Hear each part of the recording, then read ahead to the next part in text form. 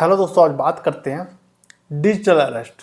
Digital arrest क्या होता है और अभी के टाइम में बहुत ज़्यादा एक्टिव है, वो भी मेट्रो सिटीज़ में। तो एक घटना हुई थी अभी लास्ट मंथ में, जो कि दिल्ली की एक लेडीज 73 साल की लेडीज जिसका नाम है कृष्णा दास, वो डिजिटल अरेस्ट का शिकार हो गई।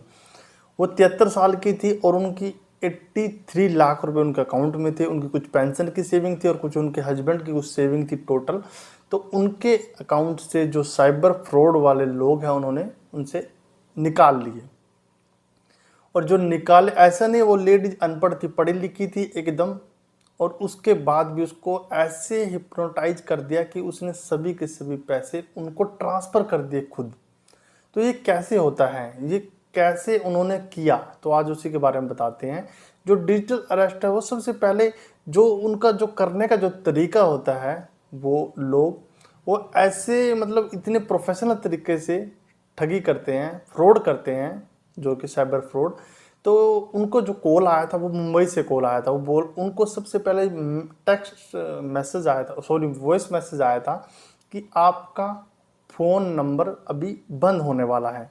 जो फ़ोन नंबर जो बंद होने वाला, तो उनसे जब वो मैसेज सुना तो उन्होंने सबसे पहले कॉल किया, भी मेरा नंबर क्यों बंद होने वाला, क्योंकि सभी की सभी एक्टिविटी उसके नंबर पे चल रही थी और उनका एक ही नंबर था, सभी अकाउंट्स में रजिस्टर्ड था। तो उन्होंने कॉल किया तो उन्होंने बताया कि मेरा नंबर क्यों बंद होने वाला है। कृष्णा दास ने, जो लेडीज है, उन्होंने बोला, जो कि वो बोल रहे थे मुंबई से। तो वो बोल रहे हैं कि हम क्राइम ब्रांच से बोल रहे हैं और क्राइम ब्रांच में आपका ये जो केस आया है, ये नंबर जो आपका नंबर है, फ़ोन नंबर, ये इलीगल एक्टिविटी में पाया गया है। इलीगल एक्टिविटी उन्होंने बोला कि कौन सी में पाया गया। उन्होंने बताया कि एक तो ये इनसे पोर्नोग्राफी के मैसेज किए गए हैं और अब्यूजिंग टाइप के बहुत सारे मैसेज किए गए हैं, जो कि मुंबई के एरिया में किए गए हैं और आपके खिलाफ 20 कंप्लेंट ऑलरेडी रजिस्टर्ड है।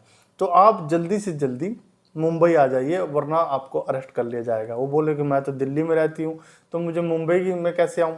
तो उन्होंने बोला क्राइम ब्रांच ने कि मैं आपका जो ये केस है हम मुंबई पुलिस को हैंड ओवर कर रहे हैं। जब मुंबई पुलिस को उन्होंने हैंड ओवर किया, उसके बाद वहाँ से जो कॉल आया वापस में, तो वो कॉल वीडियो कॉल पे आया। तो वीडियो कॉल आया तो उसमें जब उन्होंने बैकग्राउंड देखा तो एकदम बिल्कुल प्रोफेशनल तरीके से वो बात कर रहे थे और उनके जो बैकग्राउंड था पूरा का पूरा ऐसा था जैसे क्राइम ब्रांच का पीछे से दिखने में लुक वाइज होता है। तो और जो उनकी यूनिफॉर्म थी प्रॉपर पुलिस की थी और उनका जो बात करने का तरीका था प्रोफेशनल था। उनको कहीं से भी नहीं लग रहा था कि वो एक फ्रॉड कर रहे हैं। तो दूसरी तरफ जब उन्होंने बताया, कृष्णदास ने अपने इंटरव्यू में बताया कि जब वो बात कर रहे थे कि हमारे पास बहुत सारे केसेस हैं, लेकिन हम आपको प्रायोरिटाइज दे रहे हैं क्योंकि आप बुजुर्ग हैं, तो आपका जल्दी केस जल्दी जल्दी निपटा देंगे, तो हमारे पास और भी बहुत सारे केसेस हैं। तो उन्होंने उनको 12 घंटे तक हिप्नोटाइज यानी कि डिजिटल अरेस्ट करके रखा, सुबह 9 बजे से लेकर 10 बजे तक, और उनसे पूरा का पूरा जो पैसा उनके अकाउंट से ट्रांसफ़र कर लिया। तो सबसे पहले जब उन्होंने बताया वो करते कैसे हैं, डर किस चीज़ का दिखाते हैं, वो या तो बोलते हैं कि आपका आधार कार्ड से कुछ इलीगल एक्टिविटी है, या फिर आपका सिम कार्ड से, या फिर बचा अकाउंट नंबर से। ये तीन जो कि डिजिटल अरेस्ट में सबसे ज़्यादा सक्रिय हैं और वो भी मेट्रो सिटी में अभी एक्टिवेट है। जो उन पे फ्रॉड करते हैं, ज़्यादातर साइबर फ्रॉड जो कर रहे हैं, इन तीन पैटर्न को लेके कर रहे हैं। उसके बाद जब उनसे बात करते हैं वो बोलते हैं कि आपके यहाँ पे कोई है तो नहीं। तो उन्होंने बताया नहीं, हमारे पास कोई नहीं है। तो बोले कि आप एक अलग और सिंगल कमरे में बैठ जाइए, हम आपको जल्दी जल्दी बात करते हैं और आपका जो केसेस है जल्दी सॉल्व कर देंगे, तो हमारे पास दूसरे केस पे हमें जाना है। तब उनसे जब उन्होंने बात की, वीडियो कॉल प्रॉपर चल रहा था, और तो जो वहाँ से एकदम प्रॉपर जेंटलमैन की पूरी जो एश्योरिटी उनको दे रहे थे कृष्ण दास गुप्ता को, जो कि लेडीज महिला थी, तो उनको पूरा एश्योरेंस हो रहा था। जब उन्होंने बात की और सब बताया कि आप अपना आधार कार्ड नंबर बताइए, तो उन्होंने अपना आधार कार्ड नंबर का पूरा डिटेल दे दिया। जैसे उनको डिटेल दिया तो उन्होंने बोला कि आपका तो एक और केसेस में नाम आया हुआ है, जो कि मनी लॉन्ड्रिंग में भी आपका नाम आया। जैसे ही वो दूसरा केस भी सुनती है तो बहुत डर जाती है। तो जैसे वो डर जाती है तो बोलते हैं कि हम आपका केस हैंडल कर रहे हैं, आप टेंशन मत लीजिए, आप बताइए कि आपके अकाउंट में कितने पैसे हैं, कैसे हैं, और कौन कौन से अकाउंट में। सभी की सभी एफडी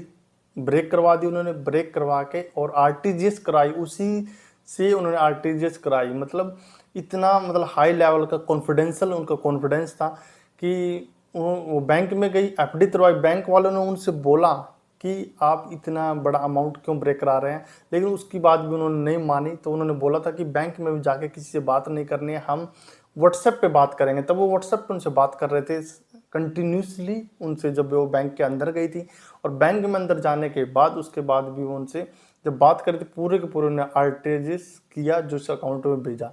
और उन्होंने कंप्लेंट भी उनको भेजा था कि आपके नाम से कंप्लेंट, बकायदा एक लेटर था जो कि हाई कोर्ट का था, जो कि कोर्ट से आया था, उसमें स्टैंप लगी थी कि आपके खिलाफ ये मनी लॉन्ड्रिंग का केस है और आपके पास 20 कंप्लेंट जो कि क्राइम ब्रांच में आई हुई है। जिससे कि जब वो लेटर उसके व्हाट्सएप पे पहुंचा, महिला लेडीज के व्हाट्सएप पे पहुंचा, तो उनको मतलब एकदम पूरा कंप्लीट विश्वास हो गया, हाँ मेरे खिलाफ कंप्लेंट रेज हुई है मुंबई के अंदर।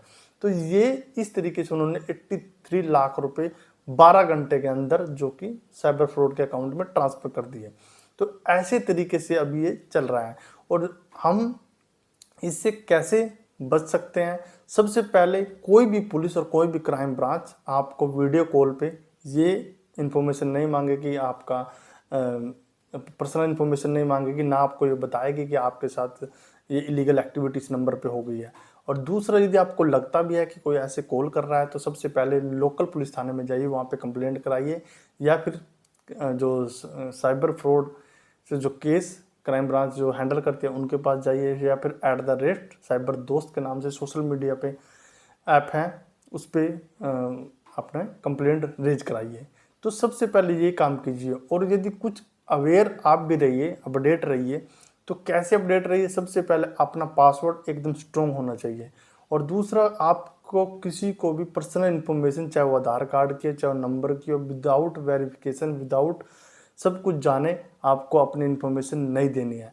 और जो थर्ड पार्टी एप्लीकेशन होती है उनको कभी भी इंस्टॉल मत कीजिए, जिससे कि आपका डाटा उन पर चला जाए। और इलीगल कोई भी अननोन कोई भी मैसेज करे आपको, उस पर लिंक पे क्लिक करो, वो भी आपको नहीं करना है।